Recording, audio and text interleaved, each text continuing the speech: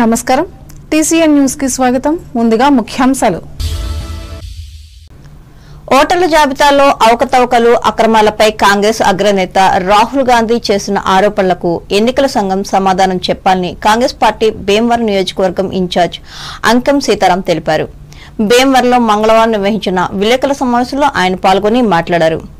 దేశవ్యాప్తంగా జరిగిన ఓట్ల అక్రమాలతో 70 స్థానాల్లో ఫలితాలు మారినట్లు తేటతెల్లమైందని అన్నారు. దీనిపై సుప్రీంకోర్టు సుమోటాగా తీసుకుని విచారణ జరపాలని కోరారు. బీహార్ ఎన్నికల్లోనూ జరగనున్న అక్రమాలను ముందే కాంగ్రెస్ వెల్లడించిందని అన్నారు.